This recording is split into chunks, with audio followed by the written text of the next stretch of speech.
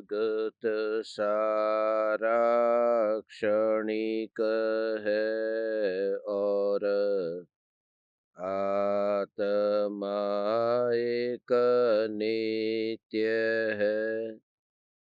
आत्मा का अनुभव बस एकमात्र नित्य है। कहा न राज को कर नमन, करो महान यह काज। आप्त ज्ञान की प्राप्ति है, मंगलमय सुख साध। मंगलमय सुख साध।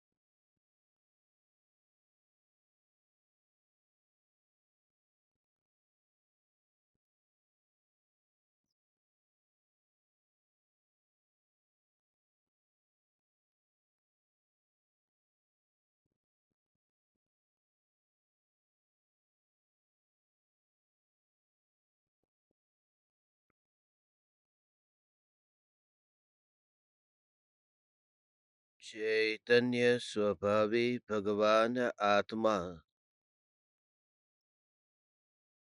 स्वयं ही चैतन्य समय सार है।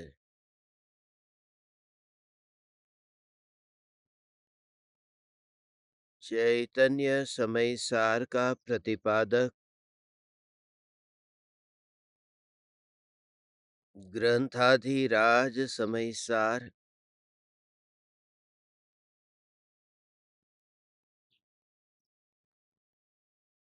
कर्म के उदय से महान जीव का पुरुषार्थ है, यह सिद्ध करता है।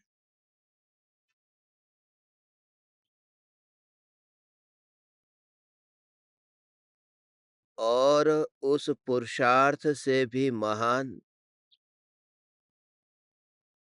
त्रिकाल ध्रुव चैतन्य पुरुष है,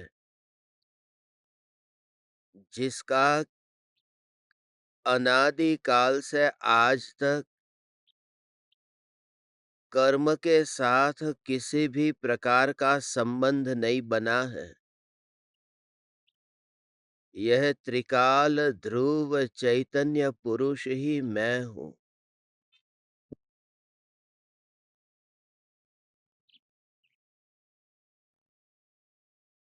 स्व संवेदन प्रत्यक्ष निर्विकल्प अनुभव के फलस्वरूप आत्मा में वितराग परिणति को प्राप्त हुए आचार्य कुंद कुंद देव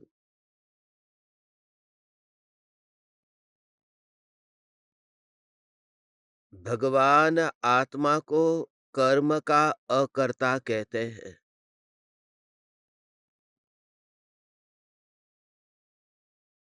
भगवान आत्मा द्रव्य स्वभाव से त्रिकाल निर्विकल्प है,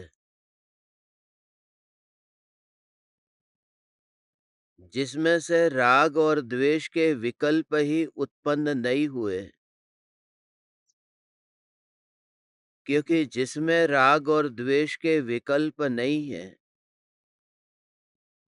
इस ध्रुव ज्ञायक देव में से राग और द्वेष के भाव का जन्म कैसे होगा कि जिन राग और द्वेष के भावों से कर्म का आश्रव और बंध होता है।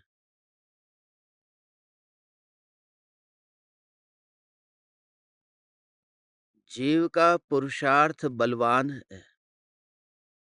132 से लेकर 136 गाथाओं के इस पंजे में पूरी तरह से जीव का पुरुषार्थ बताकर संसार से मोक्ष की यात्रा बताई है।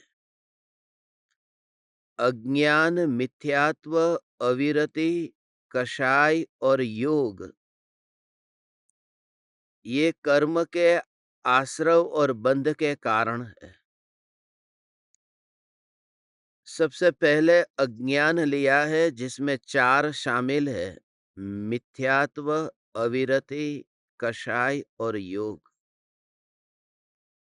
योग भी अज्ञान में शामिल है।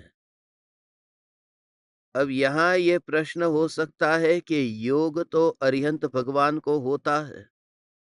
13वें गुणस्थान में योग का सद्भाव है, और अज्ञान में यदि ये चारों को लिया है, मिथ्यात्व, अविरति, कषाय और योग, तो क्या योग भी अज्ञान में शामिल है?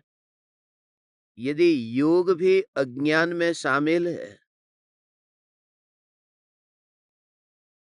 तो केवली परमात्मा अज्ञानी है। इसी का रहस्य सबसे पहले समझते हैं और फिर आगे यात्रा करते हैं। ये जो मिथ्यात्ववादी भाव है, उसके उदय से नए कर्म का बंध नहीं होता। मिथ्यात्ववादी जो भाव है, उसके उदय के काल में अपने स्वरूप की विस्मृति और बेहोशी की वजह से नए कर्म का बंध होता है। तो योग का उदय तो अरिहंत परमात्मा को भी है। काया की उपस्थिति है, मगर माया की उपस्थिति नहीं है। इस वजह से वह कर्म उदय में आते तो है, मगर वे बंध के कारण नहीं बनते हैं। दूसरी बात यह है कि संसार की जो मूल से ऊपर ऊपर से जो परिभाषा बताई है कि जो रागादि विकारी भावों में संसरण करना, यह संसार है। संसार में कहीं पर भी सुख नहीं है। अब 2 प्रकार की जीव की अवस्था है, एक संसारी और एक मुक्त। तीसरी तो कोई अवस्था कही नहीं। संसारी जीव और मुक्त जीव 2 प्रकार के जीव होते हैं। अब मुक्त में लिया सिद्ध परमात्मा को, और संसारी में लिया 1 से लेकर के 14 गुणस्थान तक के सभी जीवों को। तो उसमें भी सिमंदर भगवान आ जाएंगे। जो 13वें गुणस्थान में है, तो सिमंदर भगवान भी संसारी कहलाएंगे। क्योंकि संसार की व्याख्या हमने सिर्फ इतनी ही मान ली है कि जिसने शादी कर ली वह संसारी है, और जिसने शादी नहीं की वह संसारी नहीं है। लोक में भी कहते हैं ना कि ये संसार में पड़ा है। इसने शादी नहीं की, अच्छा हुआ संसार में नहीं पड़ा। मगर अरिहंत परमात्मा भी अभी संसार में ही पड़े हुए हैं। जब तक आत्मा में से भाव कर्म, द्रव्य कर्म और नो कर्म, समस्त कर्म के उदय का अभाव नहीं होता, तब तक सिद्ध अवस्था प्रकट नहीं होती। और जब तक सिद्ध अवस्था प्रकट नहीं होती, तब तक मोक्ष नहीं है, और मोक्ष नहीं है तब तक संसार है। इस अपेक्षा से अरिहंत भगवान भी संसारी है। और एक बात कि अरिहंत भगवान संसारी है, तो फिर 12 भावना में संसार भावना है, और उसमें ये कहा है कि संसार में कहीं पर भी सुख नहीं है। तो संसार में सुख नहीं है, तो अरिहंत भगवान संसार में है और अनंत सुखी है। फिर 12 भावना में कहा कि संसार में तो चारों गतियों में दुख ही दुख है, मगर अरिहंत परमात्मा तो मनुष्य गति के जीव है। अभी 4 गति से छुटकारा कहाँ हुआ है, और चारों गतियां दुख रूप है। तो फिर अरिहंत परमात्मा मनुष्य होने से, उन्हें भी 4 गति वाले होने से, उन्हें भी दुखी मानना पड़ेगा। इसलिए असली भाव समझना है कि ये जो चार गति, ये जो संसार, ये जो अज्ञान, इन शब्द का गहरा अर्थ लेंगे तो समझ में आएगा कि वो ऊपर ऊपर की जो बात है, उसे नहीं, शब्द से नहीं पकड़ना है, उसके भाव से ग्रहण करना है। और इसलिए वो योग भी अज्ञान में शामिल हो जाता है। जैसे अरिहंत भगवान संसार में शामिल हो जाते हैं, जैसे अरिहंत भगवान चार गतियों में शामिल होते हैं, जैसे अरिहंत परमात्मा ये देहधारी है, ये समोसरण वाले हैं। अरिहंत भगवान भी गोरे हैं, सावले हैं। ये अरिहंत भगवान के जिस प्रकार से वर्णन आते हैं शास्त्रों में, उस अपेक्षा से अरिहंत भगवान भी अभी अधूरे हैं, परिपूर्ण नहीं हुए। ये पांचों गाथाओं में मूल बात ये बता रहे कि जो नए कर्म आत्मा के साथ में आकर के बंधते हैं, उनके बंधन में आत्मा के विकारी भाव निमित्त बनते हैं। यदि भाव हुए तो बंधन है और भाव नहीं हुए तो बंधन नहीं। योगों से सिर्फ कंपन होता है, मगर यदि कषाय का भाव ही न हो, तो जैसे परम कृपालु देव ने कहा, जली हुई रस्सी के समान वे बाकी के कर्म, जो चार अघाती कर्म आत्मा के साथ में बंधे हुए हैं। तो उससे वो जो एक समय का आश्रव बंध जो होता है, वो कोई अनंत परिभ्रमण का कारण नहीं बनता है। और उस समय भी एक समय का बंध होता है, तो उस समय भी अनंत सुखी है। अतीन्द्रिय नहीं, अनंत सुखी है। अतीन्द्रिय सुख तो प्राप्त हुआ था जब चौथा गुणस्थान प्रकट हुआ था। अब तो अनंत सुख प्राप्त हुआ। इसलिए जो चौथे गुणस्थान में सुख प्रकट हुआ, उसे तो, उस सुख को तो कहा अतीन्द्रिय सुख। एक है इंद्रिय सुख, दूसरा है अतीन्द्रिय सुख, तीसरा है अनंत सुख, और चौथा है अव्याबाध सुख, और पांचवा है सुख। ये आज फिर से हम पांच पंजे को इसको समझना है। पहला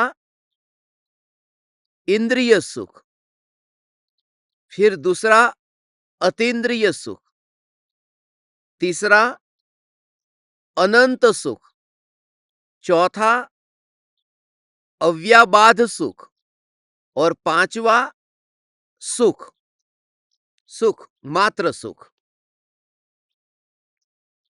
तो जो चार है, वो इंद्रिय सुख से लेकर के अव्याबाद सुख तक, ये चार तो सुख गुण की पर्याय है। जिसे हम इंद्रिय सुख कहते हैं, वो इंद्रिय सुख तो वह दुख है। वह इंद्रिय सुख सुख नहीं है, वह दुख है। क्योंकि वह विकल्प की पूर्ति से कल्पना से माना गया सुख है, और कल्पना से माना गया सुख है। ये जो देह के अनंत परमाणु है, इन परमाणुओं में जो अनुकूलता है, तो वह अनुकूलता में वह कल्पना की है। वो स्वप्न में माना गया सुख है। कल्पना में सुख माने सपने में माना गया सुख, कि हाथ में पकड़ा तो सांप ही है, मगर उसको नींद में, बेहोशी में, सपने में ये माना है कि ये रस्सी है, और इस रस्सी को पकड़ करके ही बस मैं यात्रा करूंगा, मैं पूर्णता को प्राप्त करूंगा। वो है वो सांप, मगर उसे रस्सी मान करके रखा है। तो सम्यक दृष्टि को, वह जो विकल्प जो थे, जो काल्पनिक विकल्प थे, उससे छुटकारा कैसे हुआ? उससे छुटकारा हुआ जाग करके, क्योंकि सपना छूट गया, और सपना छूटते ही वह जागृति प्रकट हुई। सपना नींद के काल में आता है, जागे हुए व्यक्ति को सपना आता नहीं है। नींद में सपना आता है, और मोह से बड़ी कोई नींद नहीं है। जो अनादिकाल की नींद है, उस नींद में वह नींद अदृश्य है। इसलिए कोई व्यक्ति यदि शरीर से सो रहा है, तो पता भी चलता है कि उसे कितनी बार जगाया, मगर जागा नहीं। उसकी सांसें चल रही है, मर नहीं गया है, सो रहा है। मोह की नींद का पता नहीं चलता। इसलिए क्योंकि जो 4 हाथ ज़मीन देख कर के चलते हैं, ऐसे द्रव्यलिंगी मुनि, मेरा भूतकाल, तुम्हारा भूतकाल, हम सभी का भूतकाल, जिसमें अनंत बार हम मुनि हुए, उस समय बिल्कुल आँखें खुली थी, 4 हाथ ज़मीन देख कर के चल रहे थे, वन में विचरण कर रहे थे, मगर उस समय वह मोह की नींद थी।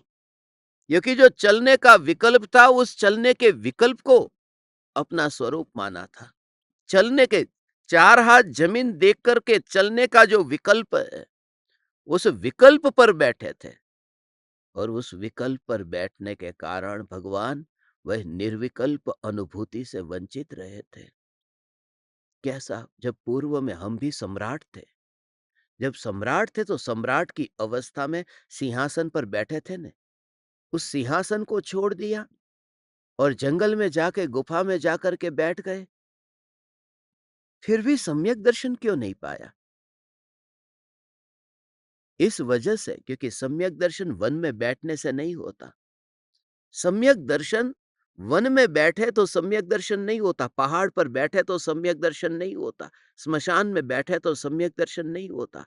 सम्यक दर्शन पराये पर बैठ कर के होता ही नहीं है। ये सब पराये है, उन परायों पर बैठ कर के सम्यक दर्शन नहीं होता।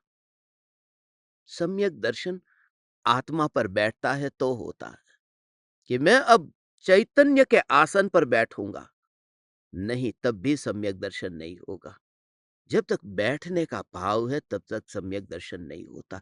अंदर में उस समय यह परिणमन होता है कि मैं बैठने वाला तत्व नहीं, मैं सत्ता हूं। मैं बैठने वाला तत्व नहीं हूं। मैं सिंहासन पर बैठने वाला वह राजा नहीं हूं। मैं स्वयं सिंहासन हूं। सिंहासन हूं। मैं वह मुख्यमंत्री नहीं हूं जो मुख्यमंत्री की कुर्सी पर बैठता हूं। मैं स्वयं वह कुर्सी हूं जिस पर मुख्यमंत्री आकर के बैठ कर के चले जाते हैं। तो वो मुख्यमंत्री पद से कोई व्यक्ति गिर गया, उसका मुख्यमंत्री पद उसका छूट गया, मगर पद कहां से छूटा है? ये पद टिका हुआ है। वो जो ध्रुव चैतन्य सत्ता है, जिस सत्ता पर पर्याय बैठती है, पर्याय बैठती है, पर्याय उस समय यह के आसन ग्रहण करती है कि मैं ध्रुव चैतन्य तत्व हूं। और उस पर्याय में पर्याय हमेशा के लिए उदासीन रहती है। वो उदासीनता इस वजह से है क्योंकि ध्रुव का जोर है। वो पर्याय पर्याय पर रह करके उदासीन नहीं रह सकती, उछल कूद होगी ही। यदि तुम वहां पर रहो तो उछल कूद होगी। वहां पर तुम न हो, तुम्हारे तुम्हारे पास में पर्याय में परिणमन तो हो रहा है, मगर पर्याय के परिणमन के काल में वह विकल्प तक नहीं आता। वो विकल्प से छुटकारा इसका नाम है। पर्याय में परिणमन होता है, मगर यह पर्याय ऐसा विकल्प नहीं आता है। निर्विकल्प ध्यान की पर्याय, ऐसे निर्विकल्प ध्यान की पर्याय के काल में वो अपनापन ध्रुव ज्ञायक देव में ही ऐसा ध्रुव ध्रुव ध्रुव ध्रुव ध्रुव ध्रुव, ये ध्रुव ध्रुव ध्रुव ध्रुव, ये ध्रुव ज्ञायक देव में एकत्व ऐसा ही रहता है। और उस समय विकल्प नहीं आता। जिस समय रात को नींद में सोते हैं और उस समय कोई व्यक्ति पूछे कि तुम्हें नींद का आनंद कैसे आ रहा है, कैसा आनंद आ रहा है, तो उस समय जो आनंद आ रहा है मगर उसे बोल नहीं पा रहे। बोलना होता नहीं है क्योंकि नींद में सुनना होता नहीं, वो सुनाई ही नहीं देता। और जिस समय वह सुबह उठा उस समय सिर्फ इतना कहेगा कि थकान उतर गई। वो ये नहीं कहेगा, वो कह ही नहीं सकता कि नींद में वो जो शांति का आनंद था वह क्या था? कुछ नहीं, वो वाणी में नहीं आएगा। नींद में गया था, वह भी वाणी में आया नहीं। हमें नींद में चले जाने के बाद में कुछ भी पता नहीं है क्या हुआ। और नींद खुली, उसका भी पता नहीं है कि नींद कैसे खुलती है। सिर्फ आँख खुली और विचार शुरू हुआ। फिर हमारा ये विचार शुरू हुआ कि मैं कहाँ पर हूँ? फिर वो संस्कार की वजह से जैसे ही आँख खुली और तुम बाथरूम चले गए, जैसे ही आँख खुली वो पूर्व के संस्कार की वजह से तुम चलने लगते हो, फिर तुम किचन में चले जाते हो। उस समय सोचना नहीं पड़ता क्योंकि संस्कार में अंदर में दृढ़ हो चुका है। मगर रात को नींद के काल में पता ही नहीं है कि वह क्या भोगा जा रहा है। इसलिए तो नींद में जो शांति मिलती है, ये थका हुआ व्यक्ति, दिन भर में थका हुआ व्यक्ति जब रात को सोता है, तो सुबह ताज़ा होकर के क्यों उठता है? उतने समय के लिए वह इस दुनिया से चला गया। ये बाहर के जगत से, और ये बाहर के जगत की ये नींद है, जो कर्म का उदय है, जो खतरनाक उदय है, जो घाती का उदय है, जो दर्शनावरण कर्म का उदय है, जिससे ये निद्रा निद्रा निद्रा प्रचला प्रचला प्रचला स्त्यान ग्रुद्धि, ये सब उन्हीं से तो होता है। मगर जब निर्विकल्प ध्यान होता है, तब तो पता ही नहीं है।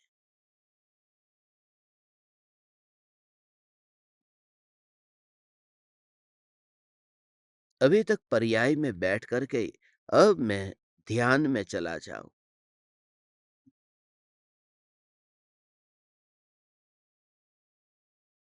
उस व्यक्ति को जब पूछो कि जब तू समुद्र की गहराई में गया, तो समुद्र की गहराई में जाकर के तुझे कैसा आनंद आया?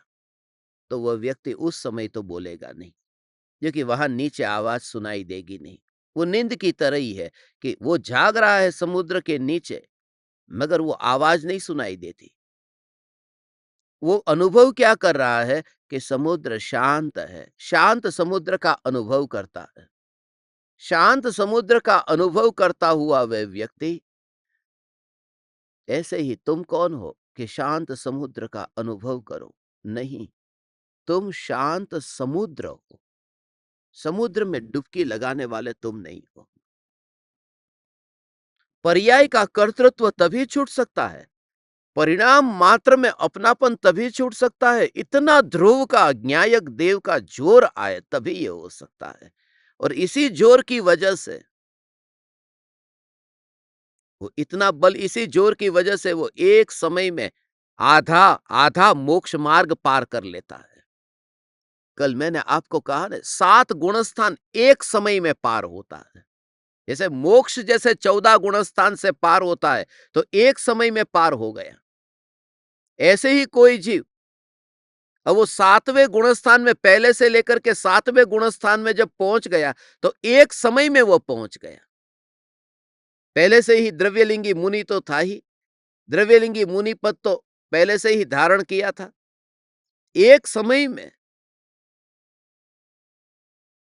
वो पुरुषार्थ भी कैसा होगा, जहां एक समय में ये सारे के सारे 7 गुणस्थान, बीच में कोई आया ही नहीं। न दूसरा गुणस्थान, न तीसरा गुणस्थान, ये गुणस्थान तो बीच में आए ही नहीं। चौथा, पांचवा वो बीच में आया ही नहीं, और सीधा ही 7वें गुणस्थान में। इतना पुरुषार्थ का जोर होता है। वो इस वजह से क्योंकि मैं डुबकी लगाने वाला तत्व नहीं हूं, मैं सागर हूं।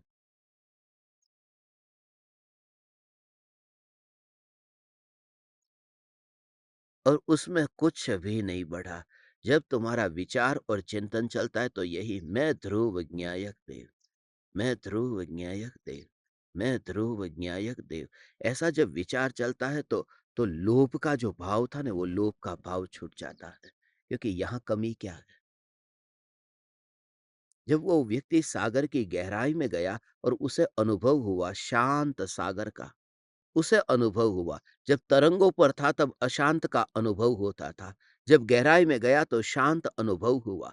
मगर जब उसे शांत अनुभव हुआ, तो उसे तो लाभ हुआ, फायदा हुआ। मगर उस सागर को क्या लाभ हुआ? उस सागर में क्या फर्क पड़ा? कुछ नहीं। उसमें कुछ भी बढ़ा नहीं, क्योंकि उसमें अनुभव जैसा कुछ भी नहीं।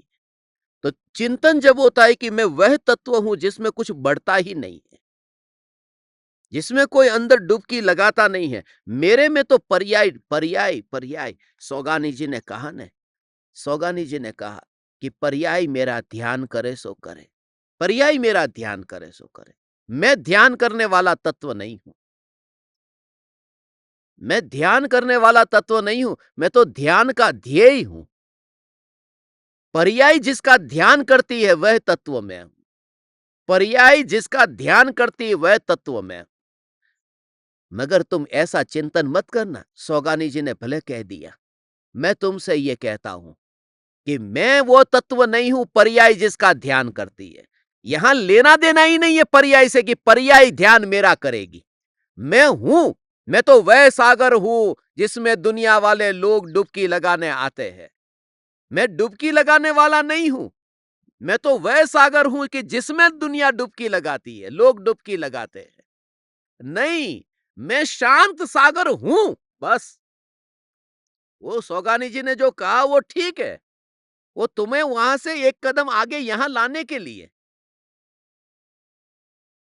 मगर उसका विचार करोगे तो गड़बड़ हो जाएगी। गड़बड़ ये होगी कि वो पर्याय के साथ में बार बार फिर तुम्हारी नजरों में पर्याय आएगी। चिंतन करोगे तो पर्याय आएगी कि मैं तो पहले क्या चिंतन करते थे कि मैं डुबकी लगाने वाला हूं। मैं सागर में डुबकी लगाने वाला हूं। मैं सागर में डुबकी लगाने वाला हूं। अब मैं तो वह सागर हूं जिसमें ये डुबकी लगाती है। मैं तो ये सागर हूं जिसमें पर्याय डुबकी लगाती है। तो बात तो द्विधा की ही हुई न। बात तो ड्युअलिटी की ही रही न। यहां पर भी पर्याय घुस रही थी, डुबकी लगाने वाली। और यहां पर विचार किया तो भी पर्याय बीच में आई, जो मेरे में डुबकी लगाएगी पर्याय। मैं वह तत्व हूं। अरे मैं तो वह तत्व हूं जिसका डुबकी से संबंध ही नहीं है। वो सत्ता स्वरूप, वो ध्यान से जिसका संबंध ही नहीं है। ऐसा ध्रुव का जब जोर आता है, उस जोर से सम्यक दर्शन प्रकट होता है। नहीं तो ध्रुव का जोर आया कैसे? ये द्रव्य पर दृष्टि गई कैसे?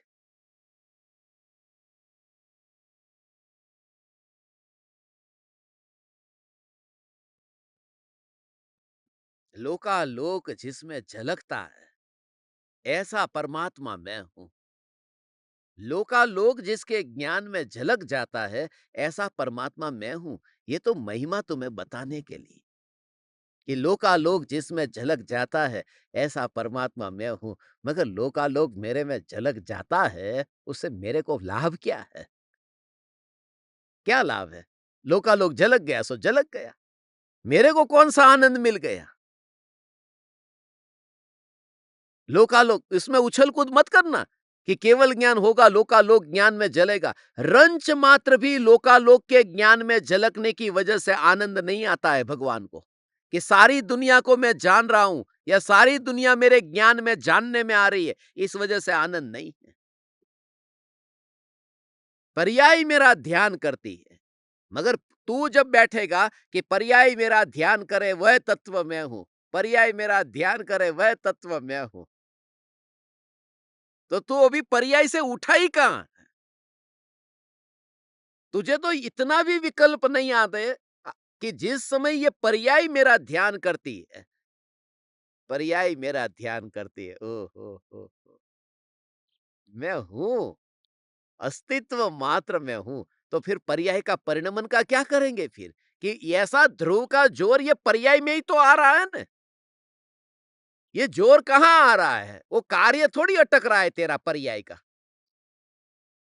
जब तू ये स्वीकार करता है, बात दोनों में अंतर है। एक की पर्याय मेरा ध्यान करती है। मैं ध्यान करने वाला तत्व नहीं हूं। मैं तो ध्यान का विषयभूत तत्व हूं।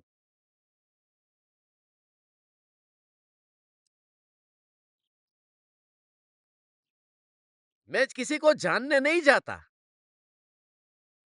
दुनिया मेरे में जानने में आ जाए वो तत्व मैं हूं। ऐसा। दुनिया मेरे साथ, मेरे मेरे साथ में। दुनिया मेरे पास में आ जाए। बड़े लोग हैं ना, वो छोटे लोगों के घर में नहीं जाते। छोटे लोग हैं ना, वो बड़े के घर पे जाते हैं। दुनिया में देखना, करोड़पति होगा ना, वो बिल्कुल अपने नौकर के घर पे कभी नहीं जाएगा। नौकर भले 100 बार गया होगा कि मैं वह नहीं हूं, मैं इतना महान हूं कि मैं उनके घर पे जाऊं, ऐसा तत्व नहीं हूं। ये नौकर मेरे घर पे आते हैं। ये नौकर मेरे घर में आते हैं। ऐसा। हाँ? मैं वह तत्व नहीं हूं।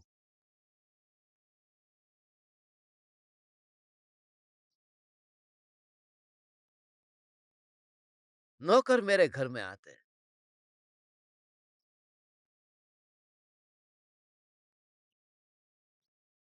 तेरे घर में आते हैं ना, माने तेरे घर में नौकर आते हैं, माने तेरा घर खाली पड़ा है तभी नौकर आते हैं ना। मैं तो वह तत्व हूँ कि इसमें खाली जगह नहीं है, इसलिए वो पर्याय, वो ध्यान मेरे पास में आता ही नहीं है। खाली जगह तो होनी चाहिए ना। मैं ऐसा अखंड ध्रुव तत्व हूँ। 2 प्रकार की स्त्री होती है, एक स्त्री महफ़िल वाली होती है, महफ़िल में महफ़िल में जो नाचती-गाती रहती है, और दूसरी स्त्री ऐसी होती है, मैं वैसी स्त्रियों के पास में नहीं जाता। मैं तो लीगली ऑफ़िशियली ऐसी शादी करता हूँ कि घर पे लेके आता हूँ। शादी करके पत्नी बना करके घर लेके आया हूँ। महफ़िलों वाली स्त्री के पास में नहीं जाता। कौन बड़ा है? ब्रह्मचारी कौन है? महफ़िल में जाता है वो या शादी करके घर लेके आया वो? ब्रह्मचारी वो है जिसका स्त्री से नाता ही नहीं है। तो मैं ध्यान करने तो नहीं जाता, पर्याय मेरे पास ध्यान करने आती है। नहीं, वो मेरी महिमा नहीं है। मेरी महिमा तो है कि मैं चैतन्य हूँ, ये मेरी महिमा है।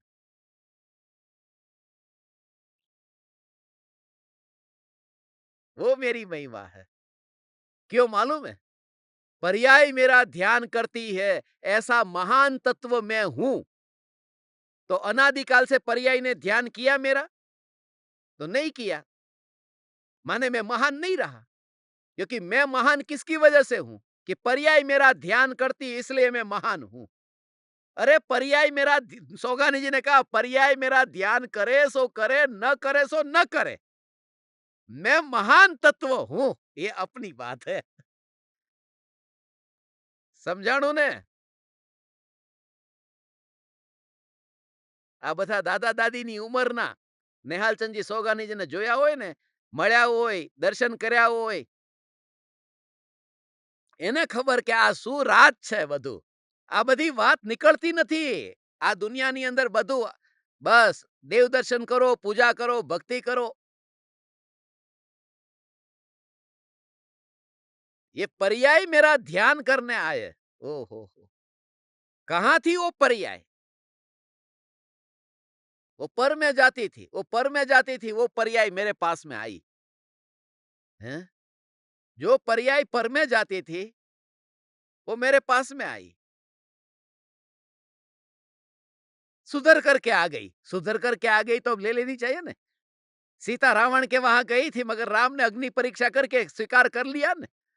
तो मेरी पर्याय जो पर में इतनी गई, उसकी एक बार अग्नि परीक्षा कर ले और फिर स्वीकार कर ले.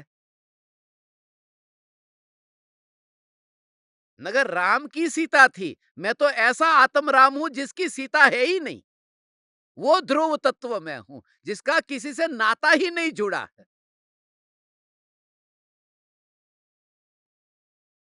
ये परिणाम से पार ये ध्रुव चैतन्य तत्व में हूं. ओहो हो.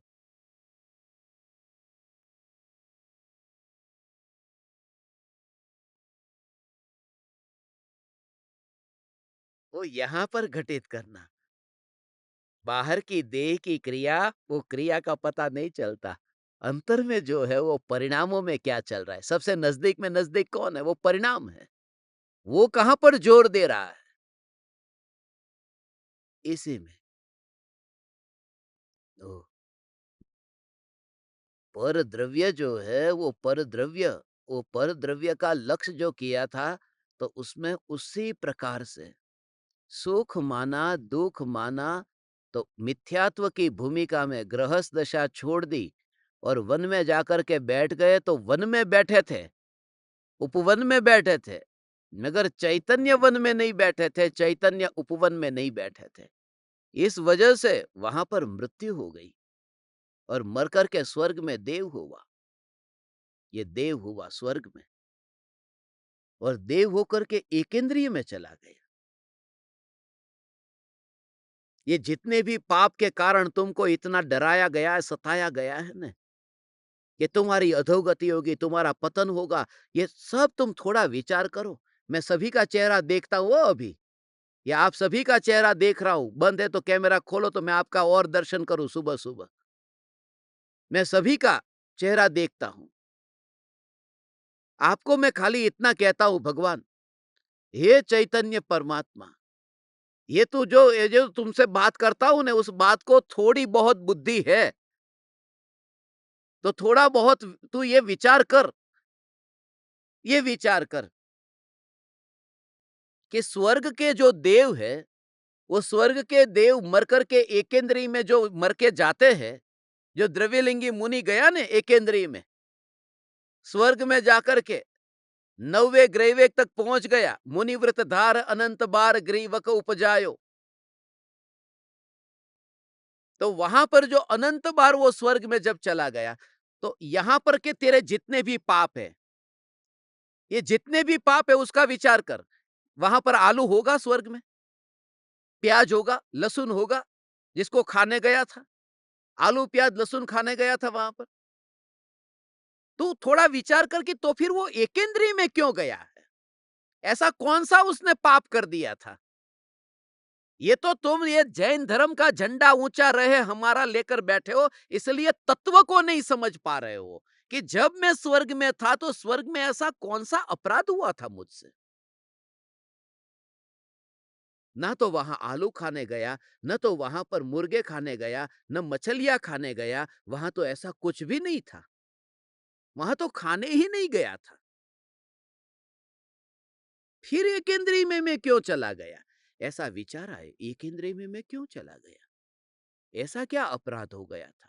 और अनंत बार जब एक इंद्रिय में गया, तो कुछ अपराध महान अपराध हुआ है। वहां इनकम टैक्स की चोरी नहीं की थी कि चलो मार्च एंडिंग आ रहा है, 4 दिन में फटाफट जो काला काम करना है कर लो। वहां तो कुछ ऐसा था नहीं। फिर वहां पर इतना अनंत परिभ्रमण, ये वहां से क्यों हुआ? वहां कोई परस्त्री सेवन करने नहीं गया, वहां कोई वेश्यागमन करने नहीं गया, वहां शिकार करने नहीं गया, वहां चोरी करने नहीं गया, वहां शराब होते ही नहीं है। तो यहां जो शराबी शराब पी रहा है और उसको तू देख करके कह रहा है कि ये अनंत संसार में भटकेगा, वो तेरी दृष्टि ठीक नहीं है। क्योंकि ये कुछ भी वो नहीं करता है स्वर्ग का देव, फिर भी वो अनंत काल के लिए एकेंद्री में जाता है, माने अनंत काल के लिए भटकने का कारण कुछ और है। और वो और जो है वो यही है कि वो जो ध्रुव न्यायक देव जो है, उस ध्रुव पर नहीं बैठा था। यहां बैठा था तो वो घर में बैठा था, सिंहासन पर बैठा था, जंगल में बैठा था, स्वर्ग में बैठा था, मगर सत्ता स्वरूप पर बैठूं, ऐसा भाव आकर के भी वह स्वीकार नहीं हुआ कि मैं सत्ता हूं। बस ये सबसे महान अपराध था, जिसका फल एकेंद्रीय है। एकेंद्रीय में, वहां पर एकेंद्रीय में चला गया। और ये तो स्वर्ग में जाकर के एकेंद्रीय में गया न। मैं तो उनके बारे में कह रहा हूं कि जो अनादिकाल से एकेंद्रीय में है, वो तो बाहर भी नहीं निकले। तो कौन सा अपराध किया था उन्होंने? वो तो बाहर भी नहीं निकले आज तक। उन्होंने तो 7 में से एक भी व्यसन का सेवन नहीं किया। फिर वहां किस वजह से?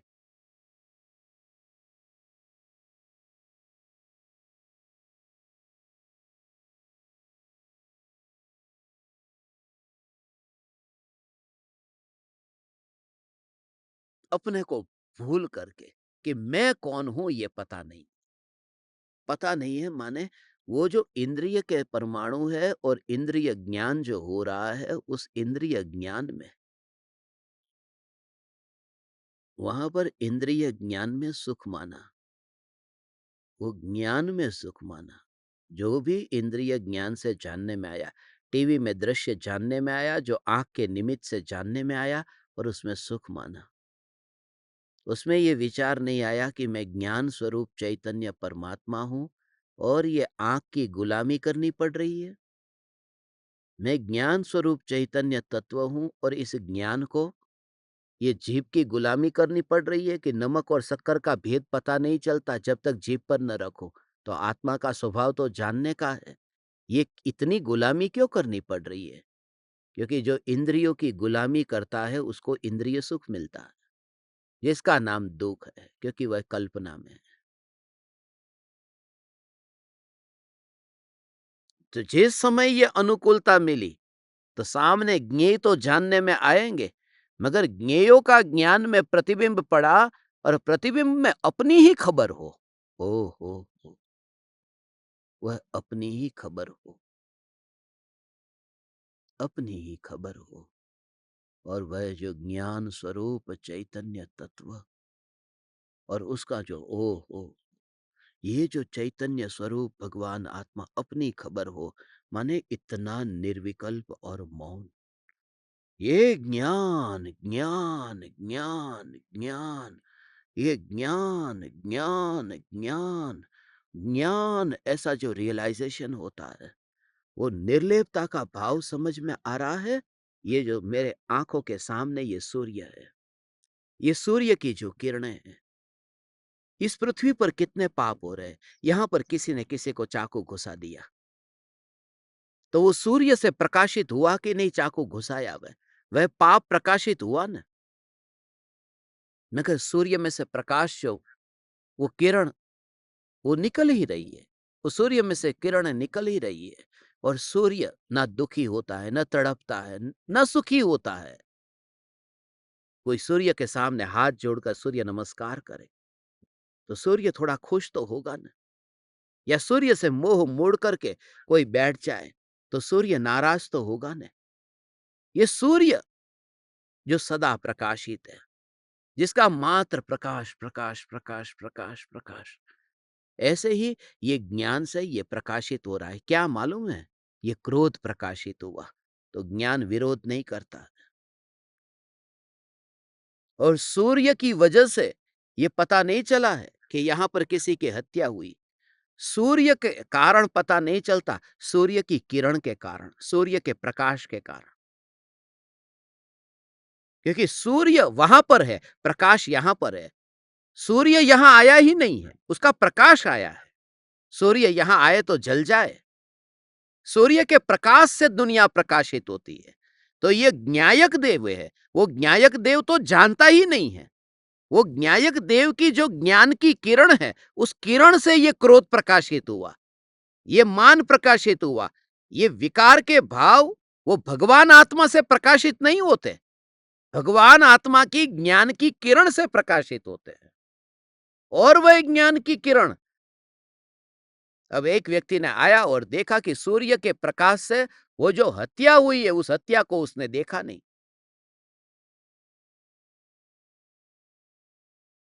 और पुलिस ने उसको पकड़ा कि तूने हत्या देखी है कि नहीं देखी, तू क्या कर रहा था, कि सूर्य के प्रकाश में तुझे हत्या नहीं दिखाई दी कि नहीं दिखाई दी।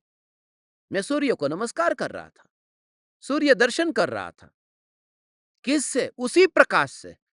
जो सूर्य का प्रकाश है, उस प्रकाश से मैं सूर्य को देख रहा था। उस समय मुझे पता ही नहीं है कि हत्या हुई। तो वो जो ज्ञान का प्रकाश है, उस ज्ञान की जो जानने वाली अवस्था, उससे ही उस ज्ञायक को जाना, जिसकी ये जानने की पर्याय है। ऐसा भगवान आत्मा, ये ज्ञान इंद्रिय के माध्यम से ये जो ज्ञेय जानने में आते हैं, तब ये परमाणु की बात ही नहीं। ओ हो, ये परमाणु की बात ही नहीं है। इंद्रिय ज्ञान है तो वहां पर उसने माना, इंद्रिय ज्ञान में सुख माना तो इंद्रिय सुख माना। इंद्रियों की गुलामी की तो इंद्रिय सुख मिलेगा। पुरुषार्थ अपने हाथ में है, सुख मानना या सुख नहीं मानना, ये अपने हाथ में है। ये पुरुषार्थ बलवान है। अब जो है वो इंद्रिय सुख से अतीन्द्रिय सुख, जो चौथे गुणस्थान में प्रकट होता है, कि क्या हुआ कि इंद्रियों के माध्यम से जो ज्ञान जानता है, उस समय इस ज्ञान के प्रवाह में वो देखा कि ये इंद्रियों के माध्यम से ज्ञान हो ही नहीं रहा। ये मान्यता मिथ्यात्व है कि इंद्रियों से ज्ञान होता है। ये नल में से पानी आ रहा है, ये मिथ्यात्व है। नल में से पानी नहीं आ रहा, टंकी में से पानी आ रहा, ये भी महामिथ्यात्व है। नल में से पानी नहीं आया, ऐसे ही टंकी में से भी नहीं आया। पानी तो पानी में से आया है ना। और पानी पानी में से आया है, यह भी नहीं, पानी आया है। बस। ये कि जो ऊपर पानी भरा है वहां से थोड़ी आया है, वो जो आया है वो तो अपने में ही है ना, ऊपर वाला तो ऊपर में ही है पानी। इसलिए इंद्रियों में से ज्ञान नहीं, उस समय की ज्ञान की अवस्था, जिस समय वो ज्ञेय उसमें झलकता है, बस उस समय की ज्ञान की अवस्था ऐसी है। तो चौथे गुणस्थान में इंद्रिय ज्ञान है, मगर भगवान आत्मा को जानते समय वह इंद्रिया जो है उसकी जरूरत नहीं पड़ती है। गाड़ी की जरूरत पड़ती है घर से बाहर निकलना हो तो, घर में ही बैठना हो तो गाड़ी की जरूरत नहीं। क्योंकि पर में जाना है तो ये इंद्रिया चाहिए, ये देह की गाड़ी चाहिए। जब पर को जानना ही नहीं है तो ज्ञान ज्ञान में रहता हुआ अपने को जानता है।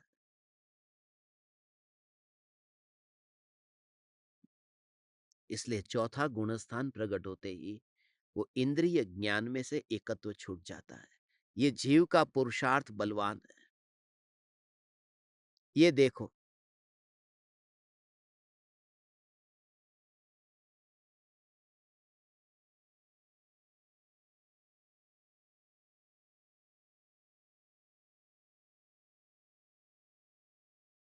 वह कार्माण वर्गणागत पुद्गल द्रव्य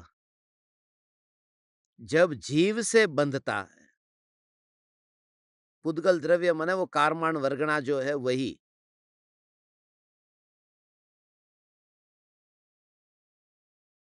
ये वह कार्माण वर्गणागत पुद्गल द्रव्य जब जीव से बंधता है, तब जीव अपने अज्ञानमय परिणाम भावों का हेतु होता है। जब होता है तो जब वो वहां पर कर्म बंधन होता है तो वो जीव के परिणाम उसको निमित्त कहने में आता है। यदि बंधन ही नहीं होगा तो जीव निमित्त भी नहीं है। अब बच्चा पैदा ही नहीं है तो बाप किसका? बाप तो उसका है यदि बच्चा पैदा हुआ, यदि क्रिया हुई तो उसका कोई कर्ता बनेगा। जब वहां कर्म का बंध होगा तो जीव के भाव को निमित्त कहेंगे।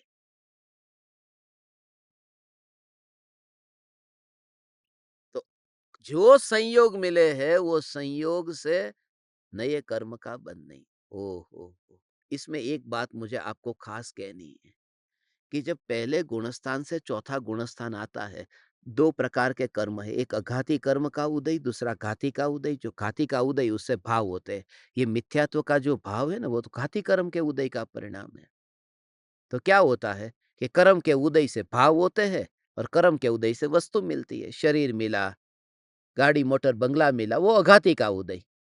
मगर क्रोध क्यों आता है? ये घाती कर्म का उदय है, चारित्र मोह का उदय है ना, उससे क्रोध आता है। पर में अपनापन क्यों किया है? कि मिथ्यात्व का उदय है, अपनापन किया है। तो उससे क्या होगा कि फिर नए कर्म का बंध होगा। नए कर्म का बंध होगा तो फिर उदय में आएगा, कर्म उदय में आएगा तो फिर क्रोध होगा, फिर उससे कर्म बंधेगा, फिर उससे उदय में आएगा तो फिर क्रोध होगा, फिर नया बंध होगा। तो एंड होगा कब? यदि विकार का भाव उदय से आ जाता है तो फिर उस विकार से उदय आएगा और बंद होगा और फिर उदय में आएगा, फिर वो भाव आएगा तो भाव से फिर बंद होगा। तो साइकिल। इसलिए मिथ्यात्व का अभाव मिथ्यात्व के उदय के काल में होता है। ये अनंतानुबंधी क्रोधादि कषाय का अभाव ये अनंतानुबंधी कषायों के काल में होता है। ऐसा है कि वो तो उदय में आए तो कषाय होगा नहीं, कि उदय में आते हैं तब वो कषाय होता है, उसकी एक कंडीशन है कि यदि आत्मा बेहोश है तो फिर उस समय वो भाव होंगे, बेहोश नहीं है तो वो भाव नहीं होंगे। यदि वो मिथ्यात्व का उदय चल रहा है, उस मिथ्यात्व के उदय के काल में भी यदि स्वरूप पर जोर आया, इसलिए करण लब्धि के काल में वो अंतर मुहूर्त में मिथ्यात्व जो है वो मिथ्यात्व गलने लगता है, पिघलने लगता है। उसका कारण ये है, करण लब्धि में मिथ्यात्व क्यों पिघलता है? क्योंकि स्वभाव का जोर अब वहां से शुरू हुआ है। तत्व विचार रूप जो चिंतन है वो ध्रुव के जोर से वो करण लब्धि में है।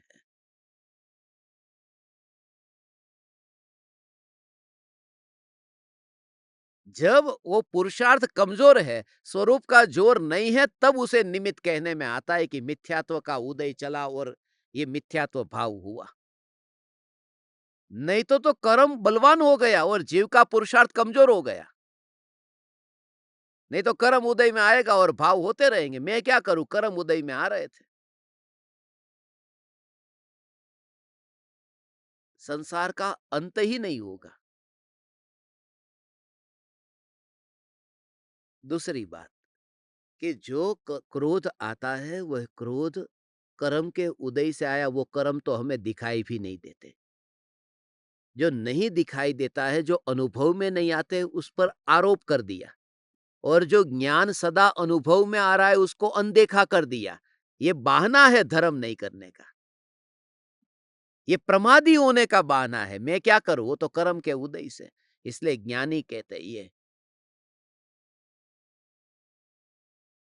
कि जब तक वो पुरुषार्थ आत्मा का नहीं है, आत्मा का पुरुषार्थ नहीं है, इस वजह से वो कर्म आते हैं। क्योंकि पुरुषार्थ आत्मा का जो था, वो पर में है।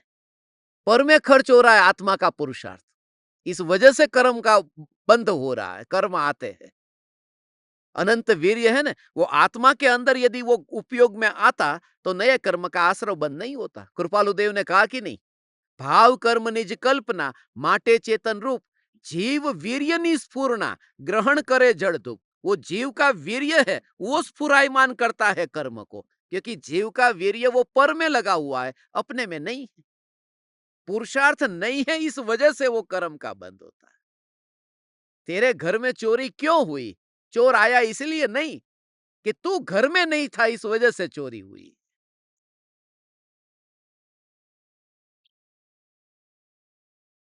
मैं क्या करूं, चोर आने वाला था इसलिए मैं घर के बाहर चला गया था। असली कारण ये बात सच है कि तू घर के बाहर था, मगर वो चोर ने तुझे घर के बाहर जाने को नहीं कहा था।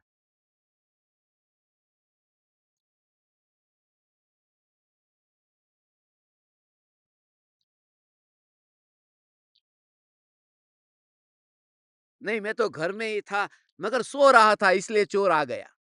तो सो रहा था ना, क्योंकि आत्मा तो अपने से बाहर जा नहीं सकता, खाली मोह की नींद में सो सकता है। तो सो रहा था तो कर्म का चोर आ गया। मैं क्या करूं, मगर वो कर्म का चोर चोर कभी किसी को सुलाता है कि चलो मैं पहले तुम्हारे लिए थोड़ा वो गाना गाते हैं ना, सुलाने के लिए माँ बच्चे को गाना गा करके, लोरिया लोरिया ऐसे ही चोर ने वो लोरिया सुनाई थी कि सो जा पहले तू, उसके बाद में मैं चोरी करूंगा। तो कर्म जो सुलाने नहीं आए हैं, तू खुद प्रमादी होकर सो रहा है। और उसका कारण है कि तुझे आनंद इतना नहीं है, आनंद में नहीं है। जब तुम इतने उल्लास में उत्साह में हो ना, नींद आ ही नहीं सकती। पति पत्नी की नई नई शादी होती है तो सोते ही नहीं, जागते ही रहते, बातें करते रहते, और बात करें और बात करें और बात करें। ये क्यों? उत्साह है। उत्साह होते वहां नींद नहीं आती। मगर शरीर शरीर का काम करेगा ना, फिर नींद नहीं आए तो भी आ जाती है। मगर आत्मा की जागृति में ऐसी गुलामी नहीं है जैसी शरीर में है। आत्मा 24 घंटे जागृत रह सकता है, क्योंकि उसमें देह की तरह गुलामी नहीं।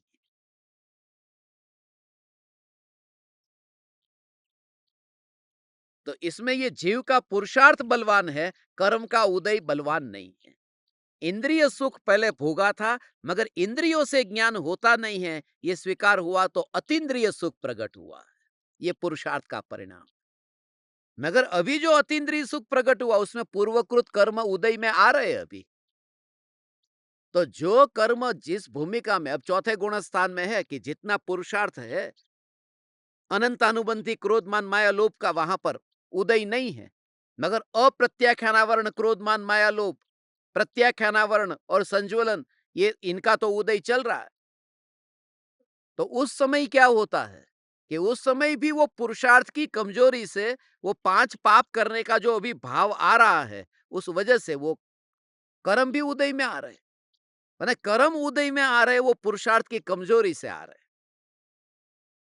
और कर्म की ऐसी स्थिति होती है, यदि जीव का पुरुषार्थ हो तो वो उदय में आने वाला कर्म भी संक्रमित हो जाता है, संक्रमण होता है। उसकी उसकी क्वालिटी बदल जाती है।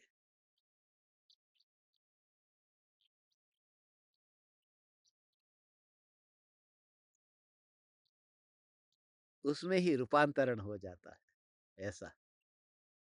परिणमित हो गया। नमक है ना, नमक पानी में डाला तो वो नमक खुद पानी बन गया, संक्रमित हो गया। ऐसे ही वो कषाय के भाव है, वो संक्रमित हो जाते हैं जीव के पुरुषार्थ से। और जब उदय ही नहीं रहता है, तब वो निर्विकल्प अनुभूति, पूर्ण निर्विकल्प अनुभूति हो जाती है। तो चौथे गुणस्थान से लेकर के 12वें गुणस्थान तक निर्विकल्प अनुभूति थी, इसलिए अतीन्द्रिय सुखी थे। मगर 13वें गुणस्थान में अब पूर्ण निर्विकल्प अनुभूति है, क्योंकि अब पूरी तरह से मोह से ही मुक्त हो गए। अब लोकालोक ज्ञान में जानने में आता है, अनंत ज्ञानी है, अनंत सुखी है 13वें गुणस्थान में। इसलिए वहां पर पूर्ण निर्विकल्प होने से उनका जो आनंद है, उस आनंद को भी अनंत सुख कहा। अनंत सुख। चौथे गुणस्थान में अनंत सुख नहीं है, क्योंकि पूर्ण निर्विकल्प नहीं है। और अरिहंत भगवान को अनंत सुख है, ये तीसरे नंबर पर। और सिद्ध भगवान का जो सुख है, वो अव्याबाद सुख है। अव्याबाद क्यों? ये वो जो 4 अघाती कर्म है, उसमें उन 4 अघाती कर्मों का भी उदय का अभाव हुआ। इस वजह से उनका जो सुख अनंत सुख में से अव्यावाद, सुख में कुछ परिवर्तन नहीं आता है अरिहंत भगवान और सिद्ध भगवान में। थोड़ा भी रंच मात्र भी सुख नहीं बढ़ता है, क्योंकि जितना सुख था मोह के उदय से दुख था, और मोह के उदय के अभाव से सुख हुआ। वो सुख गुण की जो पर्याय है ना, उस सुख गुण की पर्याय का घात करने में जो निमित्त बनता है, वो मोह का उदय है। इसलिए सुख गुण है, अज्ञानी को सुख गुण है। अज्ञानी को सुख गुण है, और सुख गुण की पर्याय भी है। पर्याय चली नहीं गई, अज्ञानी को भी सुख गुण की पर्याय है। ये किसकी पर्याय है? ये दुख है ना, दुख। ये दुख सुख गुण की पर्याय है। सांभळ्યું આવું ક્યારે? कभी सुना ये? दुख है वो सुख गुण की पर्याय है। दुख की पर्याय वो सुख का परिणमन है। ओ हो। जैसे मिथ्यात्व है, तो मिथ्यात्व तो कितना खराब है, मगर वो परिणमन किसका है? कि श्रद्धा का परिणमन मिथ्यात्व है। जैसे ये अज्ञान है, मिथ्या ज्ञान है, तो मिथ्या ज्ञान परिणमन किसका है? कि वो ज्ञान का। अब क्रोध है, वो क्रोध कितना खराब होता है क्रोध तो, मगर वो परिणमन किसका है? वो चारित्र का परिणमन है। ऐसे ही ये सुख का विपरीत परिणमन जो है, उसका नाम दुख है। इसलिए हमें सुख भी है और सुख गुण की पर्याय भी है। बिना पर्याय के नहीं है। हमारे पास सुख भी है और सुख की पर्याय भी है। उस पर्याय का नाम दुख है। इसलिए दुख है तो धन्य मानो कि दुखी हूं, क्योंकि दुख की पर्याय ही मर करके सुख वाली होगी। ये टेबल कुर्सी कभी सुखी नहीं होंगे, क्योंकि जो दुखी होता है वह सुखी होता है। टेबल कुर्सी में दुख ही नहीं है, तो परिणमन क्या होगा? तो ये पहली बात, ये है इंद्रिय सुख, जो मिथ्यात्व दृष्टि को होता है। ये है अतीन्द्रिय सुख, जो चौथे से 12वें गुण स्थान में है। फिर ये है अनंत सुख, जो अरिहंत भगवान को 13वें 14वें गुण स्थान में है। ये है अव्याबाद सुख, जो सिद्ध भगवान को। खाली शरीर और अघाती कर्म के उदय का अभाव हुआ, संसार का अभाव हुआ, अब जन्म मरण का अभाव हुआ, इस अपेक्षा से उसे अव्याबाद कह दिया। अब उसमें 9 कर्म भी बीच में आने वाला नहीं है। जो 9 कर्म कहा था ना शरीर को, वो 9 कर्म। नो माने NO वाला नो है, मगर उसका अर्थ नो नहीं है। नो माने ईषद, किंचित, अल्प, उसको नो कहते हैं। माने अल्प रूप से जो कर्म है, ऐसा जो थोड़ा बहुत किंचित कर्म। माने नए कर्म के बंधन का कारण होने से शरीर को भी कर्म कहा है, इसलिए नौ कर्म कहा। जो बिल्कुल छोटा सा, थोड़ा सा ऐसा कहकर। ऐसे ही नौ कषाय कहा कि कषाय के अलावा भी कुछ किंचित कषाय ऐसे है जो सूक्ष्म है, इसलिए उन्हें नौ कषाय कहा। तो सिद्ध भगवान जो है वो सिद्ध भगवान का अव्याबाद सुख है। और इन चार में से तुम्हें कौन सा प्रकट करना है कि पहले तो इंद्रिय सुख तो चाहिए नहीं, अतीन्द्रिय सुख की प्राप्ति से अनंत सुख तक पहुंचे और अंत में हम अव्याबाद सुख को प्राप्त करें। ऐसी भावना भाने वाले को इंद्रिय सुख के विषय के भोगों का पाप का बंध होता है। मैं ऐसा अव्याबाद सुख को पाऊं, ऐसी मान्यता वाला जीव, ऐसे भ्रम वाला जीव, ये इंद्रिय सुख में, क्योंकि वो जो विकल्प है उसमें मैं अव्याबाद सुख वाला नहीं हूं, मैं भगवान आत्मा सुख स्वरूप हूं। जब तक ये विचार आएगा कि मेरे में सुख है, तब तक सम्यक दर्शन नहीं होता। मेरे में सुख नहीं है, सुख तो मेरे में भरा हुआ है, मेरे में सुख भरा हुआ है। मैं स्वयं सुख हूं, बस यही मैं हूं, सुख हूं, मैं स्वयं सुख हूं। ओहो, माने इतना भी भेद नहीं रहता। मैं उस शक्कर को चख रहा हूं जिसमें मिठास भरी है, ऐसा नहीं। वहां यही मीठा, बस ये भाव, ये मिठाई, ये मीठा, उसमें भेद नहीं खड़ा होना चाहिए कि ये द्रव्य मैं हूं जिसमें सुख भरा हुआ है। ये सत्ता मात्र जो सुख है वही मैं हूं।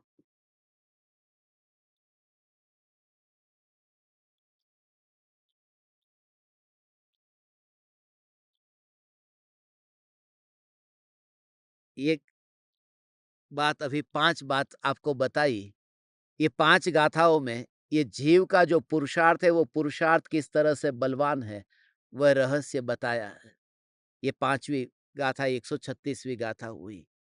तो थोड़े दिन से अपन पंजे पंजे पंजे पर चर्चा कर रहे थे। ये 5 पंजे की बात हुई। पहले दिन से लेकर के आज तक के जो पंजे हैं, वो पंजे का भी पंजा बन गया है। तो किस-किस को याद रहा है, वो आज शाम को धर्म सभा में आपको पूछूंगा कि 5 दिन के 5 पंजे याद रहे हो तो। प्रणाम। चैतन्य समय सार, चैतन्य समय सार, चैतन्य समय सार।